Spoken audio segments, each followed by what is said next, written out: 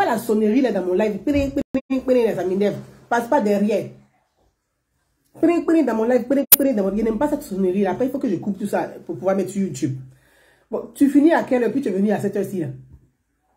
Maë, tu finis à 16h40, pourquoi tu es arrivé à cette heure-ci? Ah oui, le 17 messe. Non, viens pas, on voit. Hey! Oh, tu n'as pas dit. Bon, c'est bon, tu peux pas. Désolé, reconnectez-vous les amis. Là, là, oh. Pardonnez, reconnectez-vous. Aïe. C'est mon fils qui est rentré. Il n'aime pas sonnerie ça là dans mes lives. Après, c'est compliqué. Il faut pouvoir couper la partie pour mettre sur YouTube après. Il finit à 16h40. Moi, mais il pensait qu'il était... bref. Mais tu as tes clés. Pourquoi tu sonnes même pour rentrer? Tu peux mettre tes clés pour ouvrir la porte. Maë, ouais. Maë. Tu as tes clés là. Pourquoi toi, tu n'ouvres pas la porte et puis toi, tu sonnes crin là? Hein? Bon, ferme la cuisine, s'il te plaît. L'enfant là, il m'a déconcentré dans mon live. Bon, mes amis, reconnectez-vous parce que vraiment, la sonnerie m'énerve dans mes lives. Donc, j'étais obligée de couper pour reprendre. Et pour me lever. Bon, voilà. Donc, j'avais mis... il m'a coupé dans mon élan. Voilà. J'avais mis en live un titre que j'avais mis, mais je n'ai pas pu remettre le titre, c'est pas bien grave. J'avais mis un titre tour d'actualité. Tour d'actualité de la France à la Côte d'Ivoire, de la Côte d'Ivoire au Mali, du Mali au Bénin, et ensuite au Cameroun, mais on fait un petit tour du côté du Sénégal. Donc je dis Nagadef au Sénégal, pour les Sénégalais. En Bambara, on dit Anis Romain. C'est ça, en Bambara, au côté du Mali. Au Bénin, je ne connais pas. Cameroun, je ne sais pas. La Côte d'Ivoire, on dit Akwaba. Donc, à tous les Ivoiriens Akwaba et aux amis de la Côte d'Ivoire Akwaba. Je voulais faire ce petit... Je fais vraiment ce petit live avec vous. D'abord, la question m'a été posée sur la réforme des retraites en France. Donc, il faut que je fasse juste...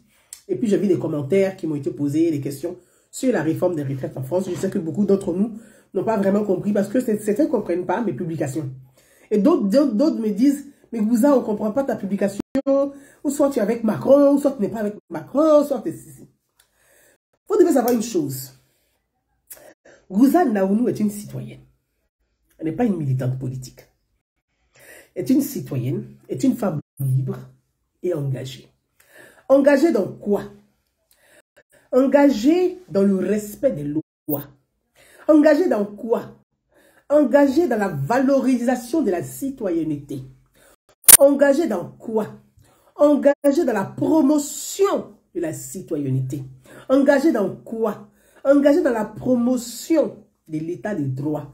Engagée dans quoi? Engagée pour la République et ses institutions. C'est ça Gouza Naounou. Et c'est ce que beaucoup ne savent pas. Donc ils n'arrivent pas, parfois d'autres ils n'arrivent pas à me cerner. Ils n'arrivent pas à me comprendre. Mais celui qui est citoyen doit pouvoir me comprendre. Parce que avant toute chose, avant d'être un militant politique, on est d'abord citoyen. Avant d'être un militant politique. Même les présidents des partis politiques, là, ce sont des citoyens. Ils sont d'abord citoyens. Voyez-vous, la démocratie, c'est la citoyenneté. Ce n'est pas le militantisme. La démocratie, là, c'est quoi la démocratie? Et ça fera l'ordre d'un autre live. La démocratie, c'est d'abord la citoyenneté. Et quand on va à un débat démocratique, on part en tant que des citoyens. Quand on va à une élection démocratique, on part en tant que les citoyens. On ne part pas en tant que militant politique, ni en tant que président de parti politique. Parce que quand on va dans les urnes, là, quand on va choisir là, les urnes, là, on choisit, on montre sa pièce d'identité ou son passeport. Donc, sa citoyenneté. On montre sa citoyenneté. C'est le citoyen qui vote. Et donc, moi, je suis très attachée à la citoyenneté. Et donc, le débat qui concerne au niveau de la France, juste un petit résumé concernant la France, c'est la réforme des retraites. La réforme des retraites pour ou contre, il y a une réforme en France et il y a un débat plus ou moins parlementaire. Pourquoi? Le débat parlementaire au sein de l'hémicycle, les députés sont des représentants du peuple. Donc, au sein de l'Assemblée nationale, les députés représentent le peuple. Ils ne représentent pas le président de la République, mais ils représentent le peuple. Donc, ils sont là pour l'intérêt du peuple. Ils sont là pour défendre le peuple. Ils sont là pour parler au nom du peuple. Ils sont là pour porter les préoccupations du peuple. Donc, la réforme des retraites en France, ça a été très dur. Pour l'instant, ça continue encore. Les tensions sont vives. Les tensions montent. Les Français sont plus ou moins mécontents. Et donc, c'est tout un débat autour de la réforme des retraites. Et donc, les députés parlementaires français, il y a deux chambres. Il y a l'Assemblée nationale et il y a le Sénat. Donc, il y a la haute chambre et la basse chambre. Les députés français ont mené le débat à l'Assemblée nationale et beaucoup ont voté contre cette réforme des retraites.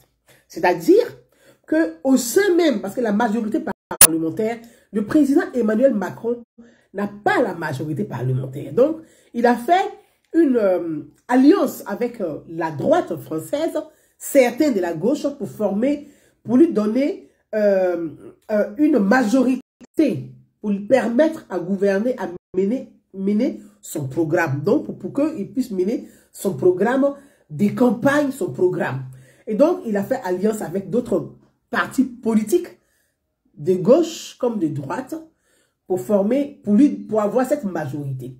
Sauf que pendant le débat, il y a des députés qui sont dans son propre groupe, dans l'alliance qu'ils ont formée, qui sont contre aussi le projet de loi. Et donc, qui ont voté contre le projet de loi. Du coup, le projet de loi n'a pas eu un écho favorable à l'Assemblée nationale. Et donc, ça a pris la navette, c'est parti au Sénat. Arrivé au Sénat, pareil, il n'y a pas eu d'écho vraiment favorable. Donc, il y a des sénateurs qui sont dans son propre camp, qui ont dit non, que ce projet de loi-là va mettre le feu au pays. Donc, vraiment, les Français sont fatigués. Il faut retirer. Donc, le débat s'est fait au Parlement. Et donc, quand le président, la loi, la Constitution française dit, quand le président Macron a su qu'au niveau du Sénat, que des sénateurs de son propre camp allaient voter contre le projet de loi, il a signé rapidement un décret. Et le décret lui permettant de choisir des sénateurs qui a huis clos pour voter. C'est-à-dire qu'il a fermé le vote. Donc, tous les sénateurs à l'Assemblée nationale, au Sénat, n'ont pas voté. Ils ont choisi 14 sénateurs. C'est-à-dire un vote fermé. 14 sénateurs, 7 sénateurs de chaque camp pour pouvoir voter son projet de loi. Sauf que les sénateurs de son propre camp sont les mêmes sénateurs de son alliance. Donc, il n'y a pas eu des sénateurs de l'opposition qui étaient aussi à l'Assemblée dans les 14 personnes pour voter. Donc, il y a eu des sénateurs de la droite, donc des républicains, comme on dit, et des sénateurs de Horizon et de Modem, c'est-à-dire des sénateurs qui sont dans le groupe de son ex-premier ministre Édouard Philippe et de Bayrou, donc de Bayrou, un proche Berry qui a fait Bayrou, oui, qui a fait l'alliance avec lui. Donc, il y a eu 14 sénateurs fermés pour voter sa loi. Et donc, la loi, quand elle finit au Sénat, elle retourne à l'Assemblée nationale pour être encore mise devant les députés. Et donc, les députés français, c'est-à-dire les représentants du peuple, devaient voter le lundi passé s'ils étaient pour ou contre la loi. Le président Emmanuel Macron sait que les députés vont voter contre sa loi.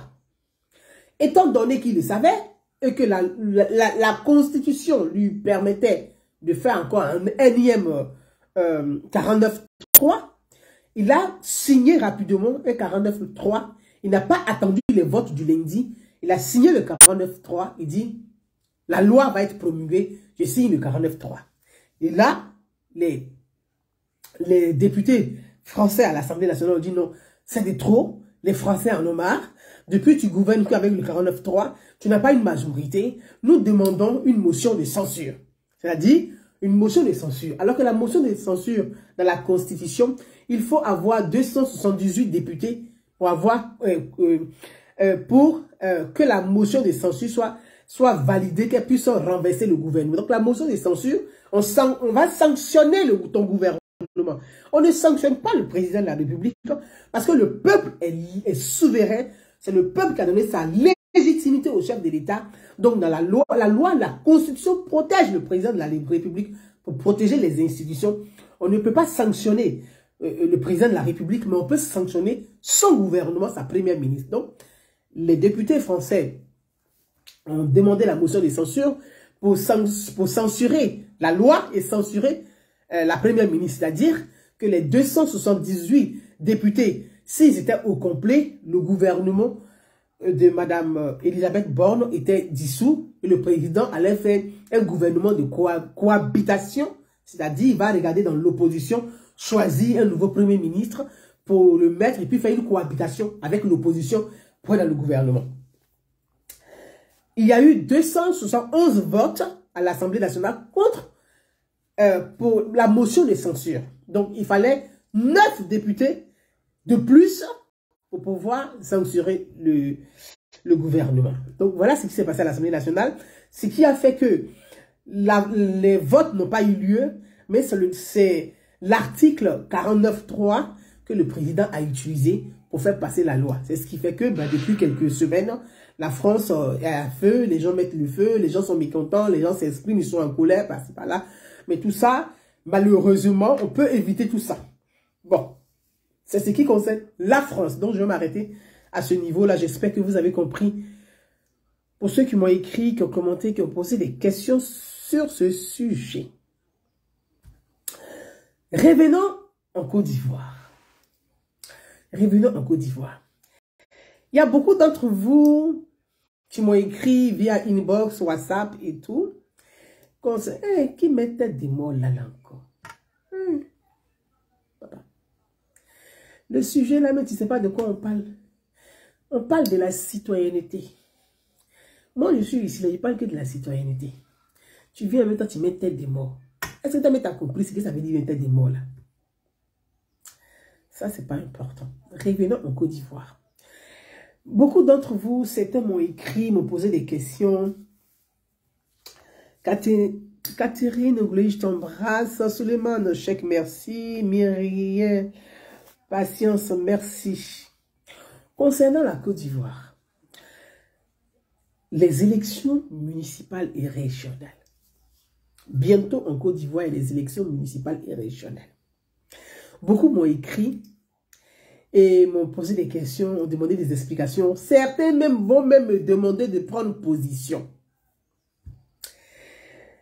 Voyez-vous, moi je parle toujours. Moi j'aime la légalité. Moi j'aime la légalité. C'est pour ça que j'ai commencé. Je dis moi, je suis une citoyenne. Je suis pour la République. Je suis pour les valeurs de la République. Je fais la promotion de la citoyenneté.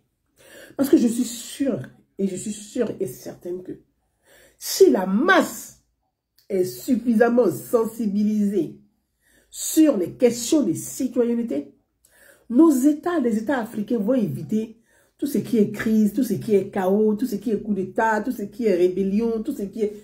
On va beaucoup éviter ça. Parce qu'on ne peut plus concevoir, et même ça nous fait honte de concevoir, de constater que on a eu les indépendances et puis on est toujours dans les mêmes crises. Bélote, rébelote, bélote, rébelote, bélote, rébelote, bélote, rébelote, bélote, rébelote.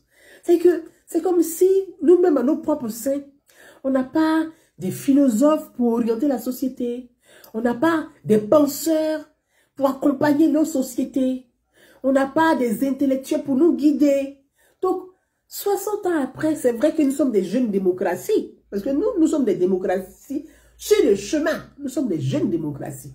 Et puis, on s'aperçoit que sur le continent, c'est toujours les mêmes crises. C'est le même schéma. C'est les mêmes problèmes. Mais, why? Pourquoi? Pourquoi? Pourquoi?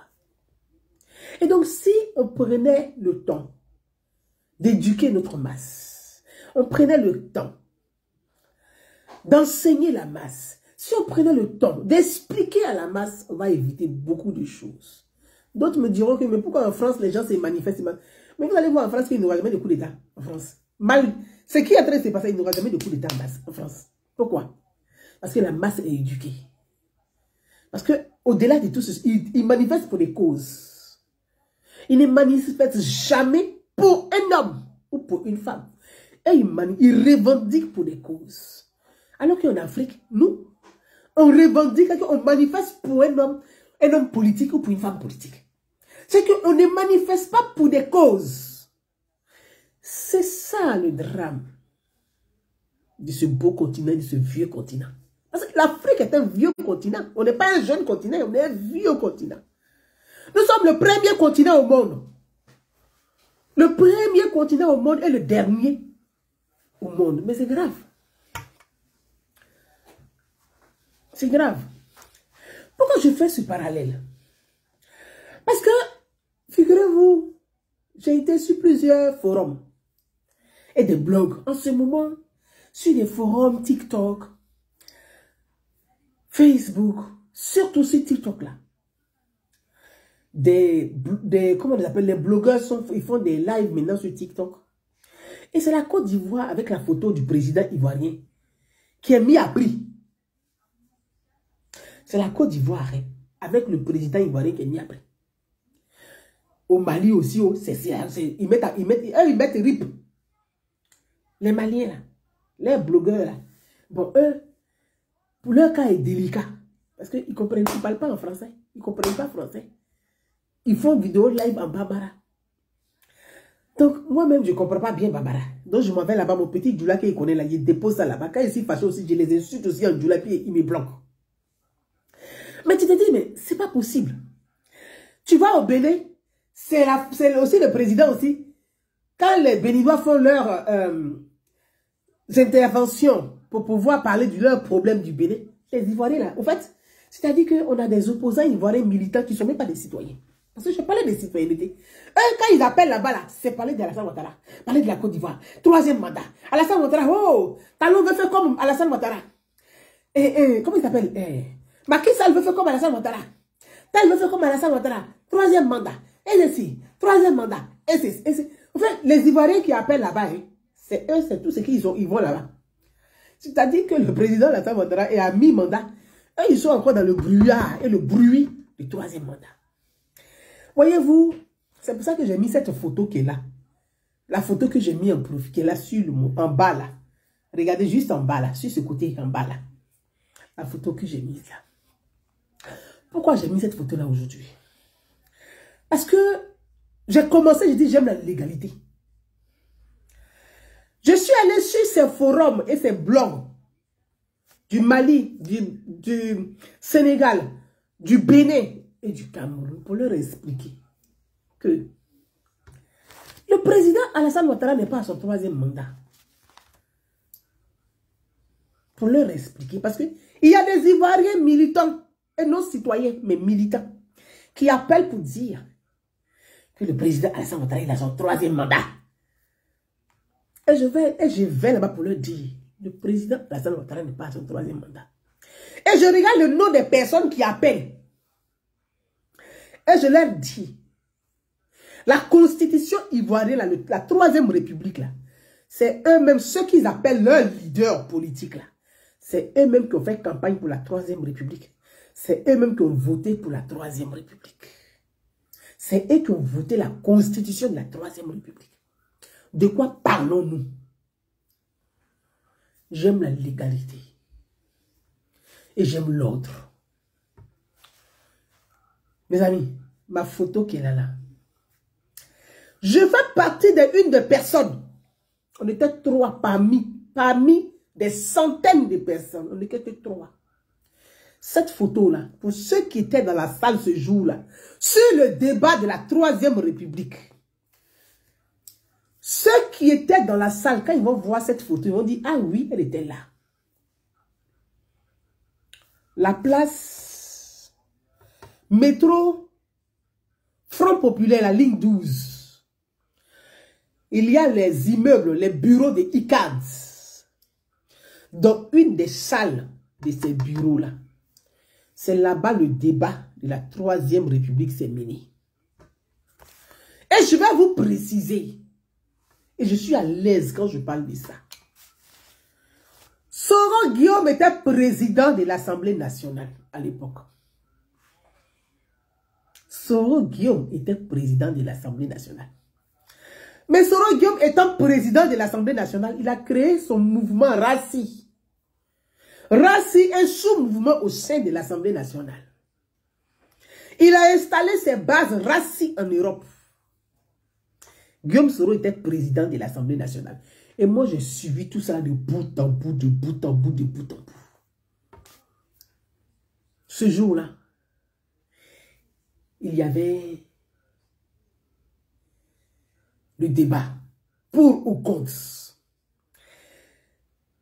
Il y avait un docteur, un juriste qui s'appelle Roy, si je prononce bien son nom, qui s'est chargé d'expliquer sur le plan institutionnel la Constitution et de faire la promotion de la Troisième République. Les soroïstes de Paris, là, les soroïstes, là, ils étaient dans la salle. Ceux qui se sont déguisés aujourd'hui en soroïstes, là, ils étaient dans la salle. Soro Guillaume a décaissé les moyens en tant que président de l'Assemblée nationale pour faire la promotion de la Troisième République. Moi, j'étais dans la salle. Il y avait un jeune frère, Hervé, métis Guéré, Baoulé. Et il y avait une jeune sœur, Nina. On était dans la salle. Les soroïstes qui organisaient. C'est que Soro a pris les moyens de l'État là.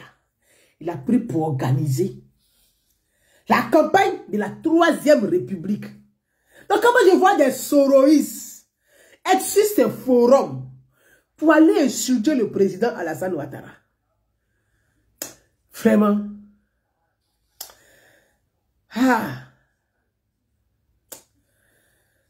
Je vais continuer à parler avec vous. Dans la salle, là, la photo que vous voyez là, était comme ça, puis je les regardais. En fait, je voyais des gens pathétiques. C'est moi qui dis ça. J'étais comme ça dans la salle. C'est-à-dire que je vois des gens. Et puis j'étais là au fil, je dis, mais est-ce qu'ils ont compris dans quoi même ils sont même mauvais? Ils parlent les gens, parce que les gens, vous savez, il faut éduquer la masse. Quand la masse n'est pas éduquée, c'est un danger pour les institutions. C'est un danger pour la République. C'est un danger pour la masse elle-même. Et c'est un danger pour les autres. C'est Bouza Naounou qui dit ça. J'étais comme ça. Et puis je les regardais. Je dis, ouais. Il y a beaucoup d'abrutis parmi nous. Les gens défendaient la Troisième République. Oui, il faut la Troisième République. Eh, tenez-vous bien. Jeannette, ma soeur. La marmaille qu'ils ont trouvée là. Bon, vous savez, les gars là, ils sont euphoriques. Eux, ils sont dans l'euphorie. Donc on dit, bon, ceux-là, on va trouver quelque chose pour les calmer. Oui. La Troisième République là, c'est une bonne chose. Si vous votez la Troisième République là, Gbagbo qui est en prison là, quand il va sortir là, quel que soit son âge là, il sera candidat. Voilà ce que Soro vendait aux gars. C'est-à-dire qu'il voit les gars comme des bêtes. Voilà ce qu'il vendait aux gars. Moi, j'étais assis comme puis il les regardait. Il dit, ouais. Faut pas voir les militants du PDCI. À Paris, je parle de Paris. Les militants du PDCI là.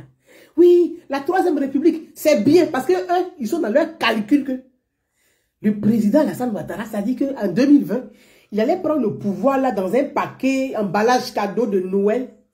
Vous dites, mon frère Henri Konan Bédier, voilà, je t'offre la République, le pouvoir du peuple. Tu peux être président à ton tour. C'est ce que lui, il attendait. Donc, les militants du PDCI là, faut pas les voir. Oui, oui, pour la Troisième République. Parce qu'on a sauté le verrou de l'âge. Dans la Troisième République. Parce que Houphouët-Boigny, la Constitution ivoirienne, il a bloqué le verrou de l'âge. Ils ont sauté sous instruction de Bédier. Bédier dit pour que lui il accepte la Troisième République, on n'a qu'à sauter le verrou de l'âge comme bouteille de champagne. Pop! Pop! Ils ont sauté le verrou de l'âge. Moi, Gouzanaoulou qui était dans la salle, il était comme ça, il les regardait. Je me suis levé. Je me suis levé. J'ai dit, je suis contre la Troisième République. Moi, Gouzanaoulou, que vous voyez là. Je dis, j'aime la légalité. Quelque chose. Ma petite sœur Aïssa Pika, elle est morte de rire et t'embrasse. Ali Massila, je t'embrasse. La légalité. J'étais dans la salle. J'ai dit, je suis contre la Troisième République. Mon frère Diomandé, un militant farouche. Je ne sais pas où il est rentré, mais on ne le voit même pas. Lui là même, le RAGP dans le récompensé. Celui-là, il est comme mon papa Youpé, Marcel, les deux là, à Paris. Ils ont mené combat dans la salle Ouattara. Je dis, Diomandé et moi, on s'est pris la tête dans le débat.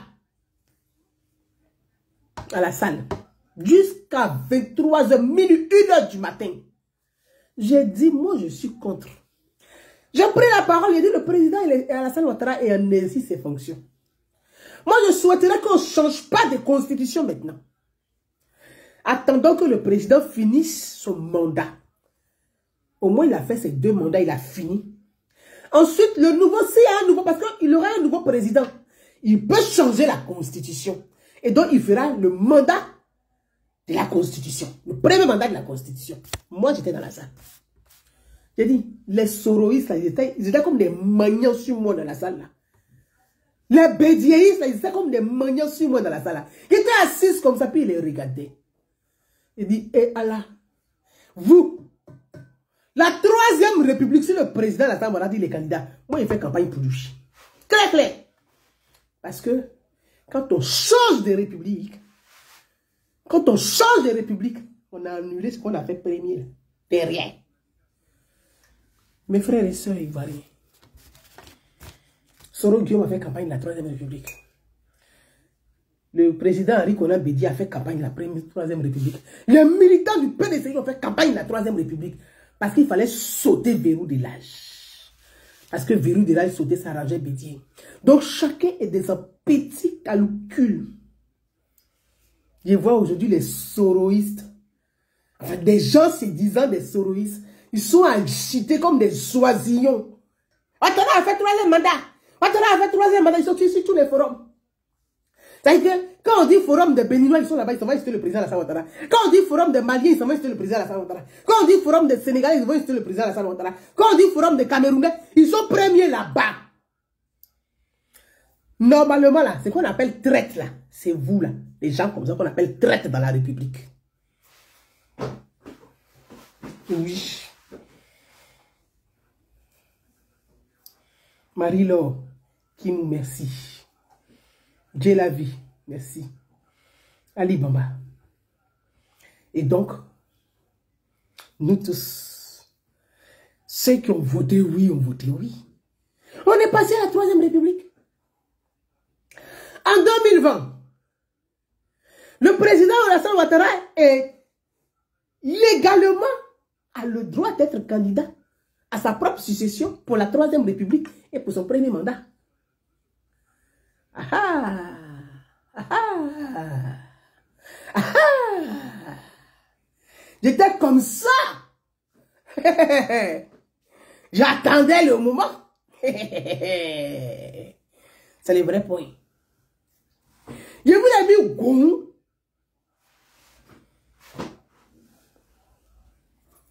Oui, j'attendais le moment. J'étais comme ça.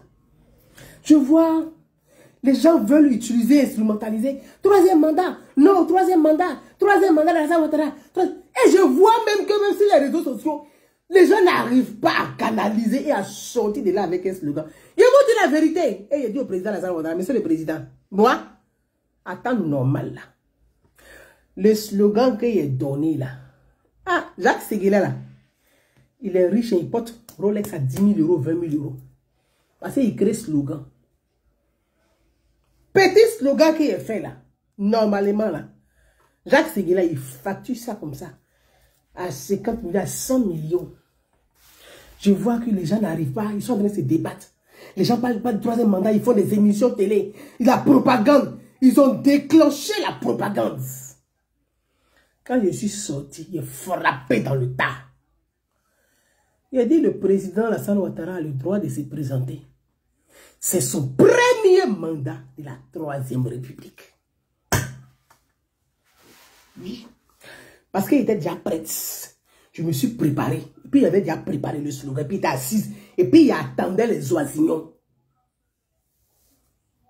Il était comme ça, il les regardait. Quand il les regardait comme ça dans la salle, là, il préparait déjà le slogan de ma tête. Puis il était assis, j'attendais.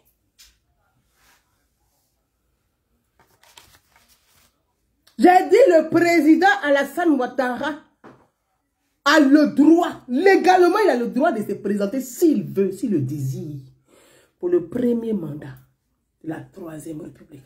Slogan a pris Vangwa. Les opposants sont perturbés. Ils n'arrivent pas à déconstruire, ils sont bloqués. Ils les ont verrouillés, pas. Et puis ici assis sur la grille. C'est de ça qu'il s'agit. Et vois les gens là. Ils sautent sur les blogs, les forums des gens, ça crie là-bas. Et puis quand ils m'en vont, ils m'insultent et puis ils me bloquent. Moi aussi, je ne laisse pas aussi. Ils les allument là-bas. Parce que quand ils arrivent, ils vont... Parce qu'ils savent qu'ils vont me bloquer. Je sais qu'ils vont me bloquer. J'ai dit les réponses là. J'ai déjà fait, j'ai mis dans mon messagerie. J'ai déjà posé, j'ai fait, j'ai copié-collé. Je sais qu'au bout de 10 minutes, ils vont me bloquer. Donc j'aligne au moins 7 messages. Il les allume et puis il me bloque. Et puis il a dit ciao. Aïe. Donc, je veux dire à mes frères du Bénin, vous savez,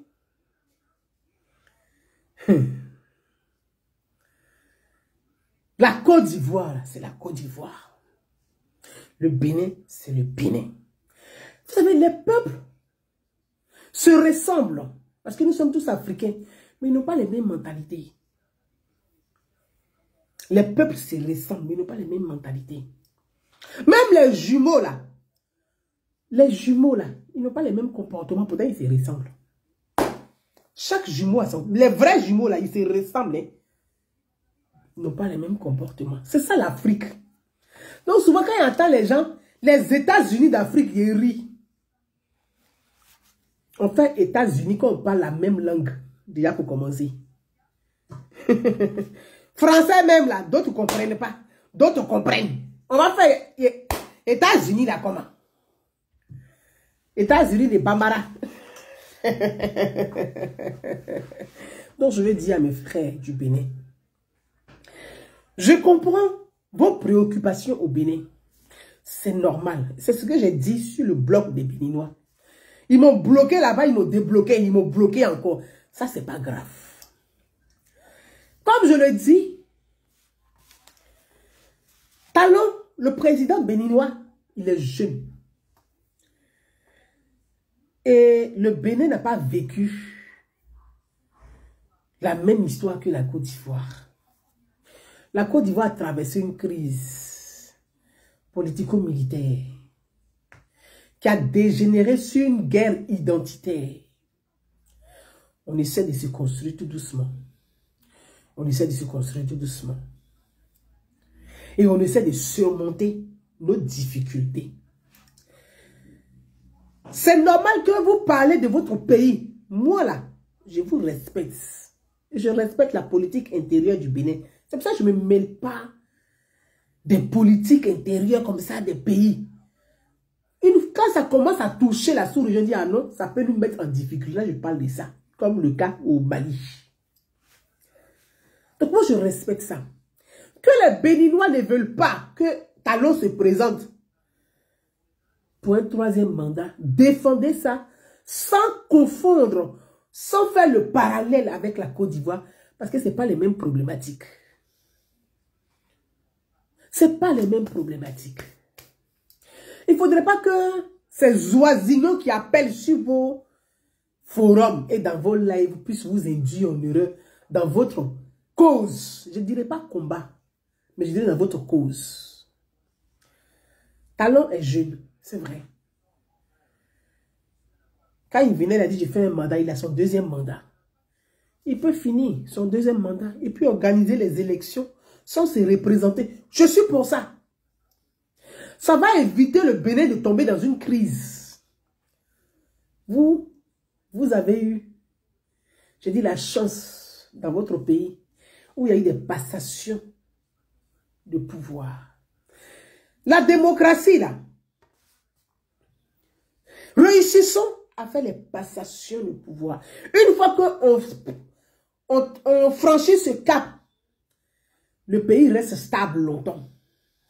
Et donc moi, en tant que citoyenne, je souhaite que vraiment, au Bénin, qu'il n'y ait pas de crise.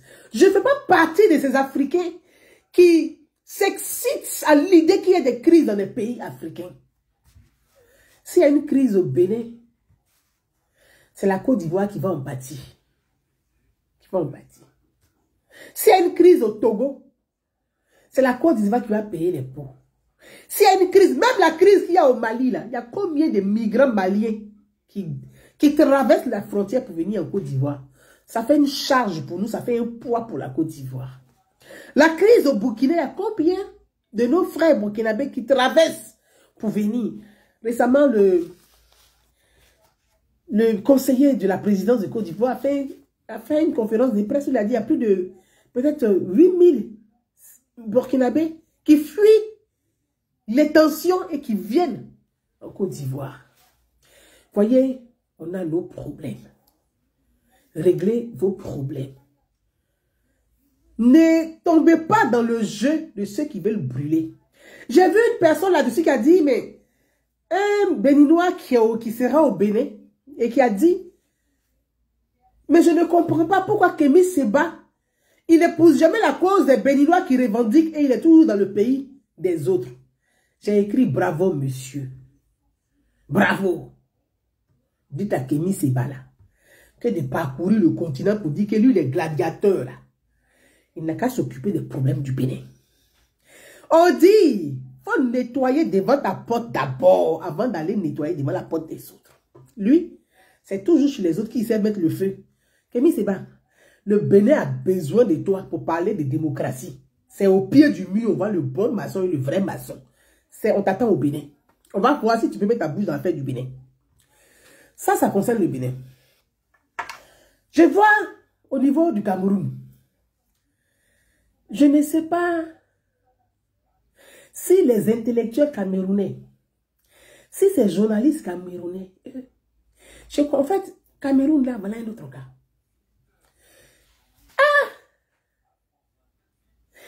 Ils sont comme furons sur Estelle. On ne peut pas baisser la main, on ne peut pas lever la main. Camerounais est devenu furons sur nos Estelle, on ne peut plus respirer. Ah, on a pris votre crédit. Camerounais de l'affaire de politique ivoirienne, on dirait Panari. Tu ne peux pas lever ta main, tu ne peux pas baisser, tu ne peux pas coucher ta main, tu ne peux pas dormir, tu ne peux pas t'arrêter, tu ne peux pas t'asseoir. Il y a quoi? Ah! On peut faire ça. On peut faire ça.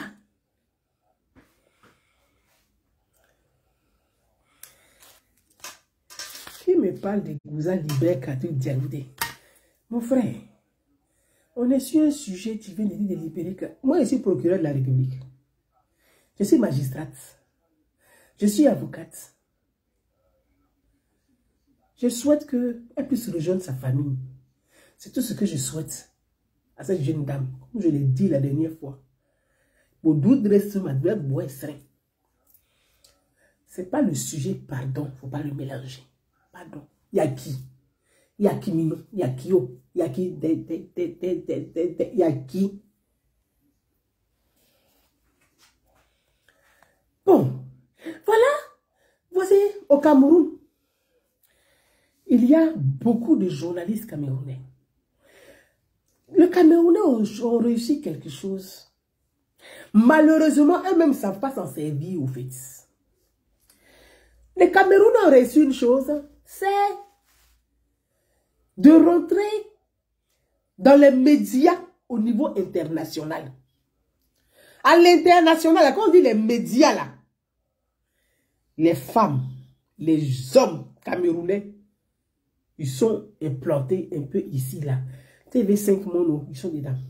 France 24, ils sont dedans. Sila Siso, ils sont dedans. RFI, ils sont dedans. BBC, ils sont dedans. Bon, comment des jeunes et des femmes courageux qui ont réussi à s'impliquer, à s'incruster dans des médias au niveau international n'arrivent pas à aider leur propre pays? Question. Comment? Parce qu'on dit le lobby. Quand on doit faire du lobby, on a besoin des journalistes au niveau international. Parce que souvent les gens pensent que, vous savez, les médias nationaux, là, c'est entre vous, ça ne sort pas de là. Mais un chef d'État a besoin de coûts internationaux. Donc, c'est via ces journalistes qui sont dans des réseaux ou ces femmes et ces hommes qui ont des réseaux. C'est ceux-là qui font du lobbying en bas pour promouvoir l'image, pour policer l'image, pour nettoyer l'image, pour promouvoir l'image.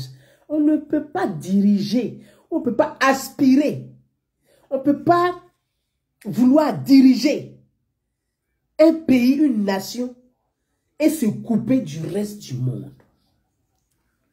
C'est s'isoler. On est dans un monde planétaire. On est dans un monde de libre-échange. Est-ce qu'on peut diriger un pays en se renfermant sur soi? Non. Étant donné qu'au niveau même international, on a nos diasporas qui sont là-bas. Voilà des jeunes Camerounais qui sont au Cameroun. Ma princesse Modestine, je t'embrasse. Ils sont au Cameroun. Ils ont des plateaux de télé bons. Et puis, il y a des sujets au Cameroun. Exemple, le nord du Cameroun. Où des populations sont méprisées, sont abandonnées. Où même il n'y a pas d'administration. Il n'y a pas l'administration. Ça n'existe pas. Il n'y a pas maternité, même pour dire même dispensaire. Il n'y a pas de route même pour dire qu'on va aller au village. Ces problèmes-là d'infrastructure sont remplis au Cameroun. Ces journalistes-là ne peuvent pas courageusement poser intelligemment les problématiques du Cameroun, les difficultés des Camerounais, la préoccupation du peuple camerounais. Le Cameroun est un pays immensement riche. Le Cameroun, là, tout est vert. Le Cameroun est un pays riche. Ils ont des ressources. Ils ont des minéraux. Le Cameroun a tout. Pour être mieux développé même que la Côte d'Ivoire. Mais qu'est-ce qui se passe? Ils sont comme Firon sur les aisselles des Ivoiriens, on ne peut pas respirer. Ils sont comme Panari sur notre doigt, on ne peut pas respirer. Il y a quoi? Ah! On a pris votre crédit qu'on n'a pas remboursé. On allume les réseaux sociaux des journalistes camerounais. Et puis Ouattara ici, et puis Ouattara ici, et puis Ouattara ici, et puis troisième mandat, et puis Ouattara ici, et puis Ouattara ici. J'ai dit, oh, Paul Biya,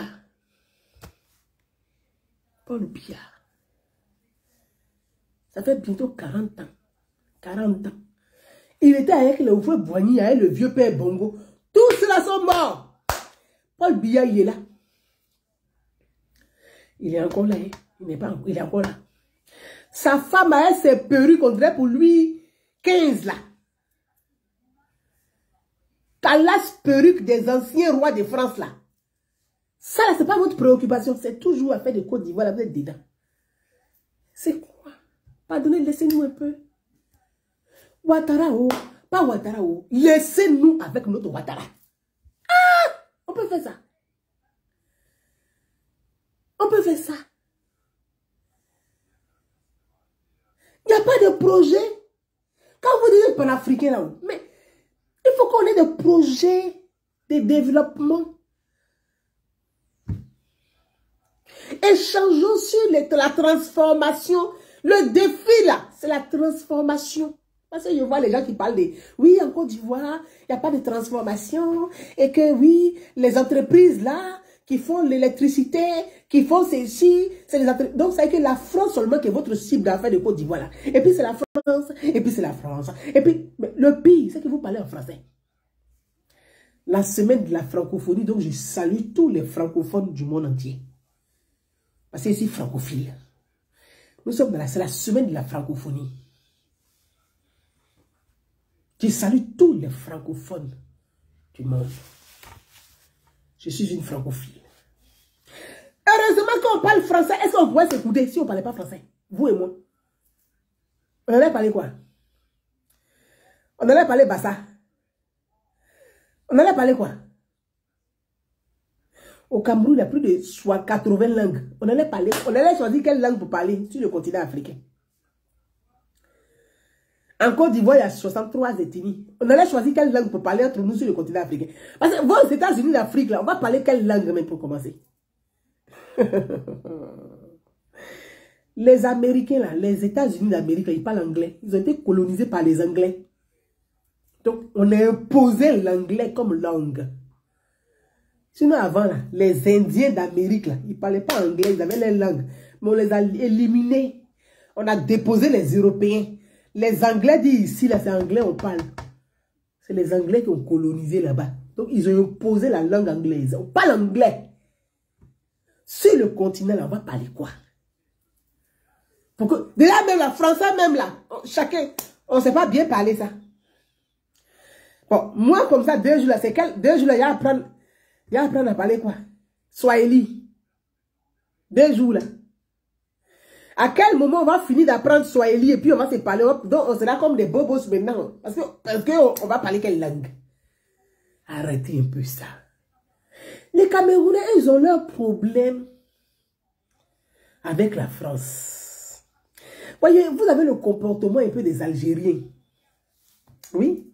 Quand je dis les Camerounais, ce n'est pas tout le peuple camerounais. Je parle de ceux qui se mettent là, qui prennent leur salon de Yaoundé de Douala pour en faire des plateaux télé, pour faire des émissions de propagande, pour insulter le chef de l'État ivoirien. Est-ce que vous voyez en Côte d'Ivoire, il y a un plateau télé en Côte d'Ivoire où on insulte le président Biya? Éduquez-vous, hein. Éduquez-vous, hein. Voyez, quand on dit les Ivoiriens sont fiers, là, c'est ça. Nous, là, on peut se frapper entre nous-mêmes. Quand Ivoirien récupère son frère Ivoirien, il va le limer. Mais toi qui n'es pas Ivoirien, quand tu mets ta bouche dedans, on dit, il faut arrêter. Tu es étonné même que les deux qui se battaient, ils vont venir grouper sur toi pour te frapper. Ça s'appelle la fierté ivoirienne.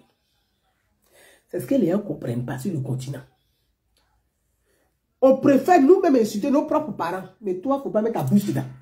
On n'aime pas ça.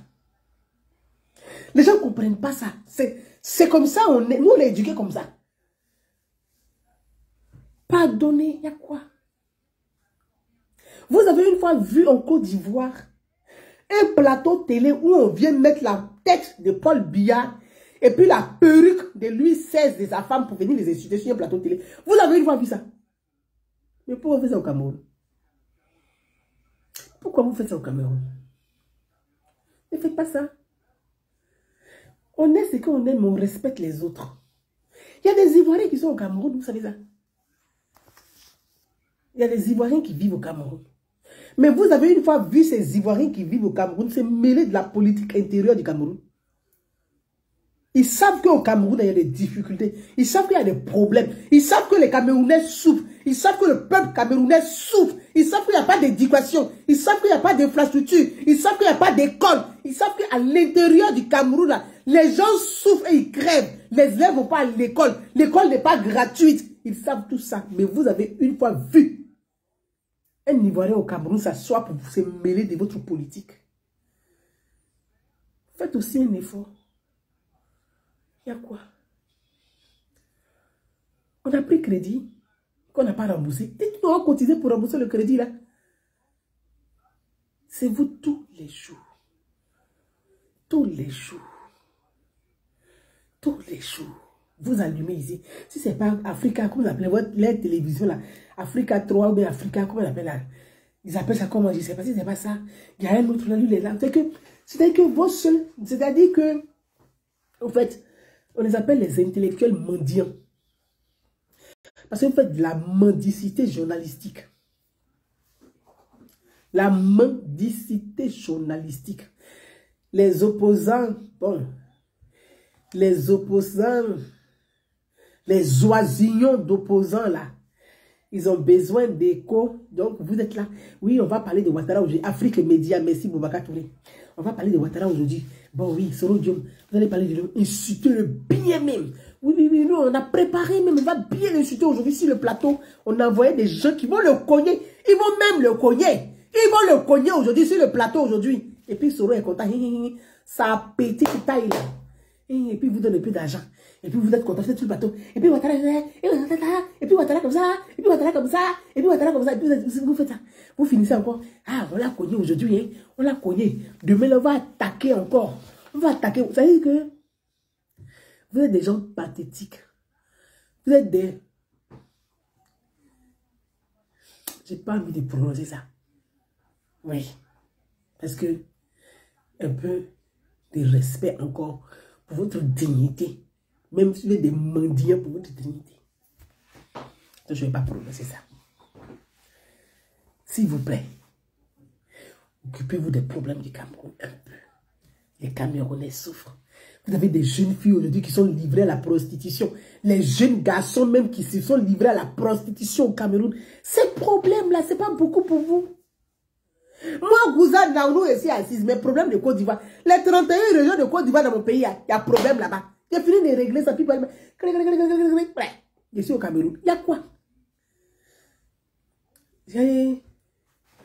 On vous respecte malgré tout. Mais vous-même, là, respectez-vous. Ça, c'est pour le Cameroun. Donc, je salue tous mes frères camerounais intelligents. Camerounais qui respectent. Parce que je le dis, hein. Vous savez, il y a des Camerounais qui sont bien. Et je salue mon frère Consti Eka. Consti Eka. Ça, c'est un frère. Vous avez une fois vu Consti Eka. Pourtant, Consti Eka, là, connaît la Côte d'Ivoire plus que vous tous. Vous tous qui piez. Consti Eka connaît la Côte d'Ivoire plus que vous tous. Consti Eka, mais plus ivoirien qu'ivoirien. C'est un enfant de Yamsokro. Il a été adopté par le pot de boigner de son vivant. Mais vous avez une fois vu Consti Eka s'est mêlé des problèmes là. Toujours je prends exemple sur lui. Prenez exemple sur Consti Eka. Bon, vous savez, tout est une question d'éducation. Tout est une question d'éducation. On donne ce qu'on a. On donne ce qu'on a reçu. Mon frangin, mon frère et ami Consti. Je te salue, je t'embrasse. Venons à la Côte d'Ivoire, mes amis. Venons à la Côte d'Ivoire. Venons à la Côte d'Ivoire. Et pour conclure, j'ai vu beaucoup de nos frères qui m'ont demandé d'intervenir, de me prononcer sur les problèmes des régions. Je voulais dire avant tout, sur le problème de la bagouille surtout. Le problème de la bagouille.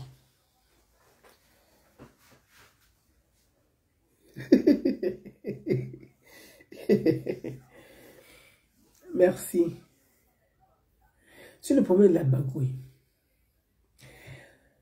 Les difficultés de personnes qu'il y a dans la bagouille, il y a ces mêmes difficultés des personnes dans toutes les régions de Côte d'Ivoire. Les 31 régions de Côte d'Ivoire, là, il y a toujours, dans toutes ces régions-là, il y a des problèmes d'ego. Ce ne sont même pas des problèmes de vision. Ce ne sont même pas des problèmes de ligne politique. Ce sont des problèmes d'ego. Il y en a dans toutes les régions de Côte d'Ivoire sans exception. Mais ce qui est triste, que ce soit des gens issus de l'opposition, on se dit que c'est l'opposition, ils n'ont pas d'argent, c'est normal, ils se bagarrent. Ils font les guerres de leadership. Mais c'est les membres du parti au pouvoir. C'est eux qui se donnent des coups. Parce que chacun veut prouver qu'il est puissant. Il est puissant que l'autre. Il est puissant que l'autre. Il est puissant que l'autre. Ce sont des guerres d'ego. Oui, ce sont des guerres d'ego. Vous voyez, je voulais faire une vidéo sur les municipales et les régionales à venir. Je dis, moi, j'aime beaucoup l'ordre. Et je vais dire à ceux qui me suivent et à ceux qui vont m'entendre et qui m'écouteront et qui liront cette vidéo. Les élections locales, municipales et régionales ne sont pas des élections politiques en réalité. Ce n'est pas politique. Ce sont des élections locales, c'est-à-dire projet des communes, projet des régions. Ce n'est pas politique. L'élection politique, là, c'est les élections législatives, c'est les élections sénatoriales. Excusez-moi. Ce sont des élections politiques. C'est-à-dire, les sénateurs, les députés accompagnent le programme du gouvernement, votent pour toutes les réformes du gouvernement ou votent contre les réformes du gouvernement. Donc, ça, c'est politique. Mais une élection municipale, une élection régionale, c'est une élection locale. C'est un projet de commune. C'est un projet de région. Tu es maire sortant, tu fais ton bilan. Tu dis, voilà mon bilan que j'ai fait. Voilà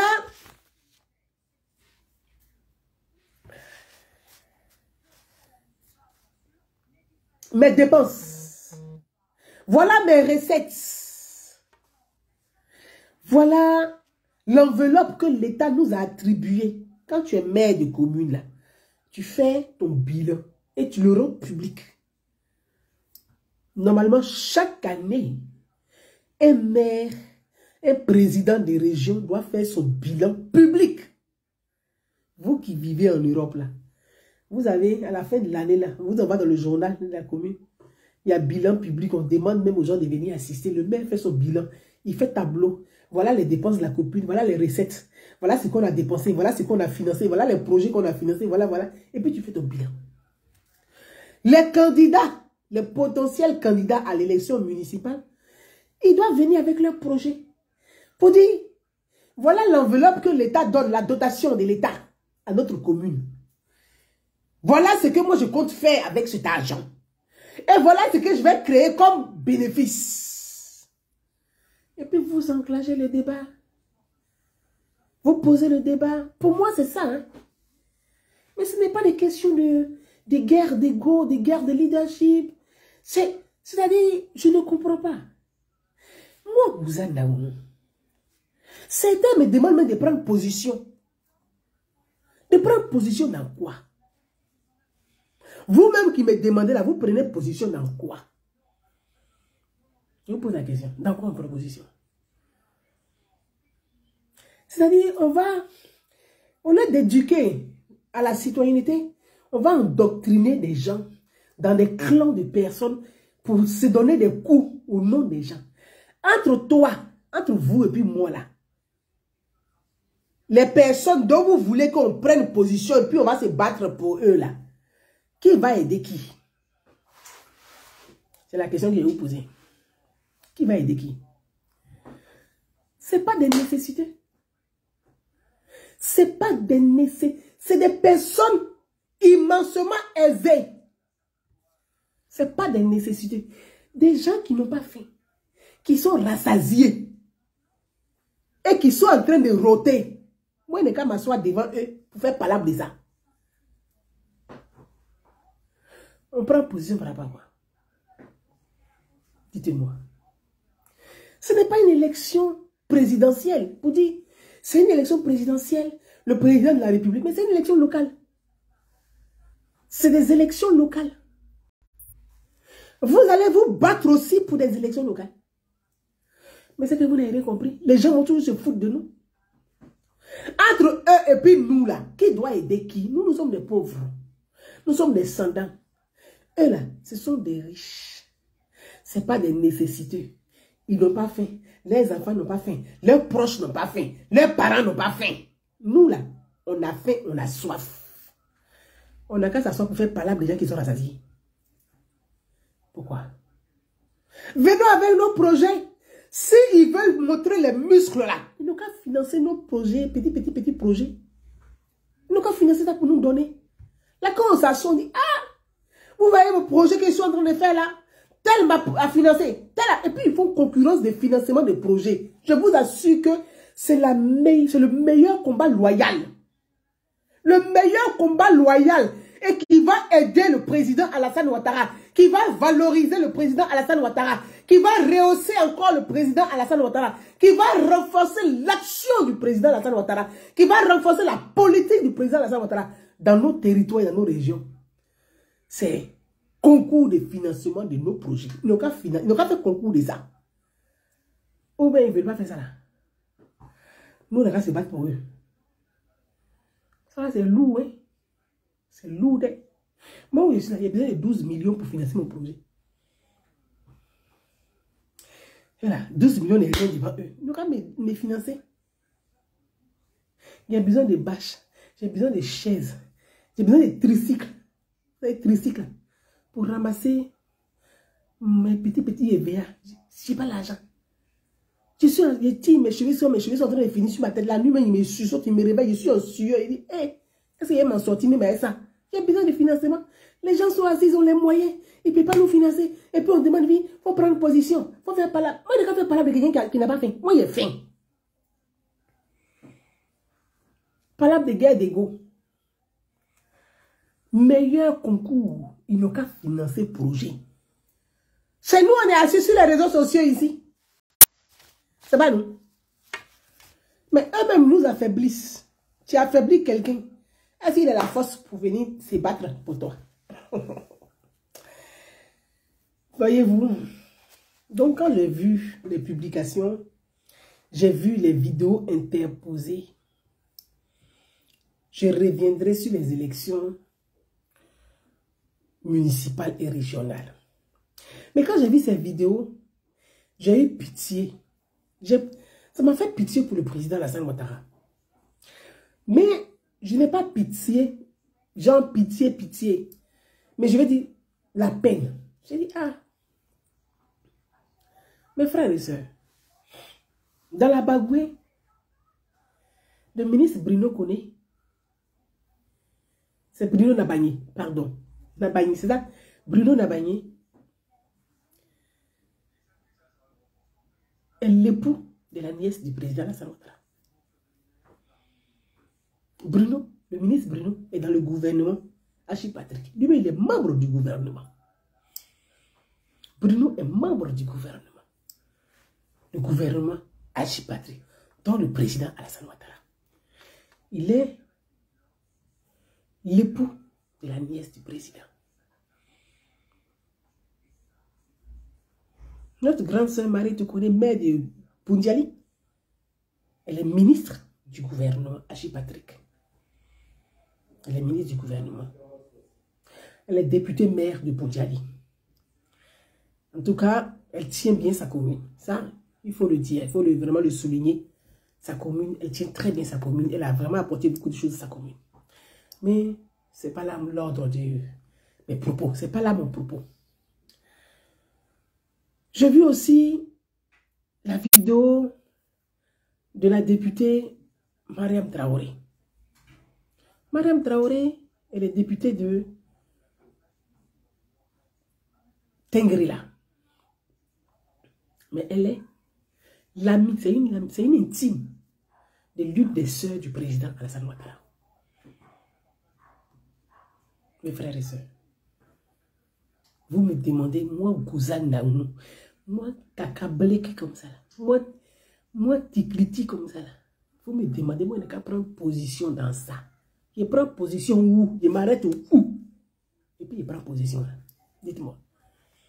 Je prends position sur quoi? Dites-moi. Dites-moi. Il dit, Le ministre Bruno Nabagné, c'est l'époux de la nièce du président. Il est ministre du gouvernement, Hachi Patrick, dont le président Alassane Ouattara. La ministre Marie Tokone, là, elle est membre du gouvernement Hachi Patrick.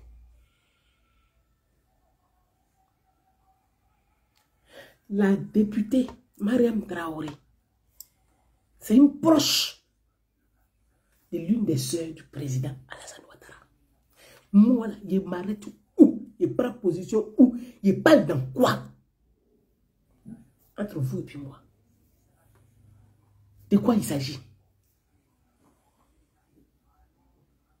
Ça là, il ne peut pas. Il ne peut pas. Comme on dit en anglais, I'm sorry. Comme on dit, il ne peut pas. Je prends position où? Je m'arrête où?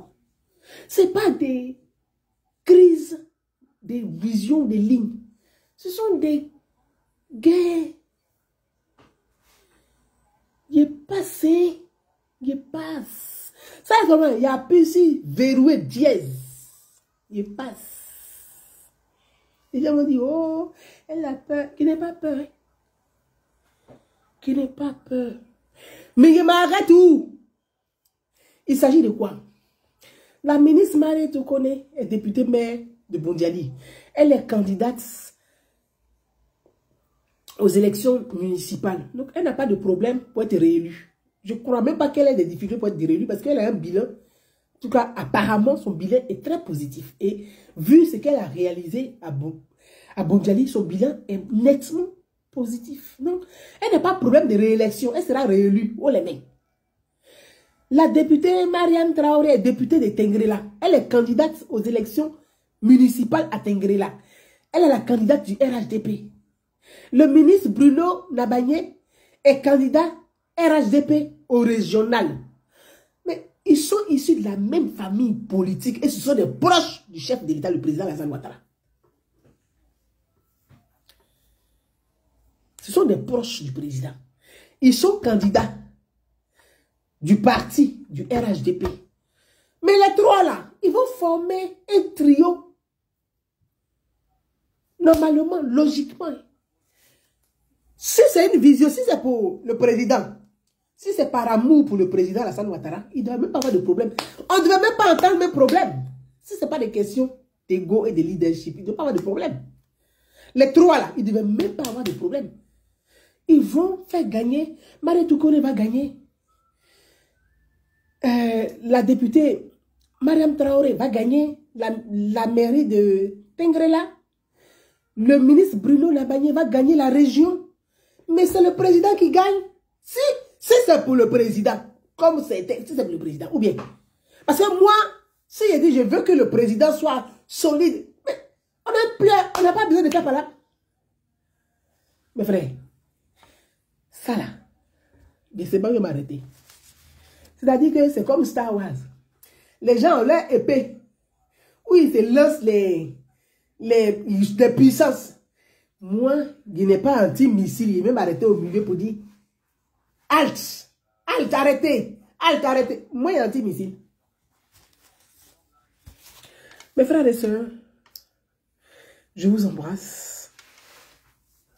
Charles B, merci. Abaka, je passe, hein. Moi je passe. Ça là, c'est trop. Je passe, je passe. Donc mes frères et sœurs, vraiment, je pense que la sagesse va nous animer. Et comme je l'ai dit, pour moi, les élections municipales et régionales sont des élections locales. C'est vrai, c'est aussi important que les élections présidentielles, mais ce sont des projets de communes, des projets de régions. Et moi, ce qui m'importe, ce qui m'intéresse, ce qui me préoccupe, ce qui est ma préoccupation, c'est quels sont les projets des différents candidats au régional et au municipal. Voilà ce qui m'intéresse et c'est ce que j'attends pour qu'on puisse mener vraiment le débat et le vrai débat. Le débat, ce n'est pas sur qui aime tel que l'autre, qui aime tel que l'autre, qui apprécie tel que l'autre.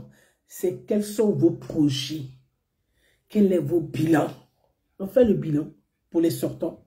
Ils nous présentent le projet. Oui, moi, voilà mon bilan. J'ai engagé de faire ça. J'ai déjà commencé ça. Je n'ai pas terminé. Voilà, voilà. Vraiment, c'est sur ça qu'on va débattre. Et amenons nos concitoyens à mener le débat citoyen.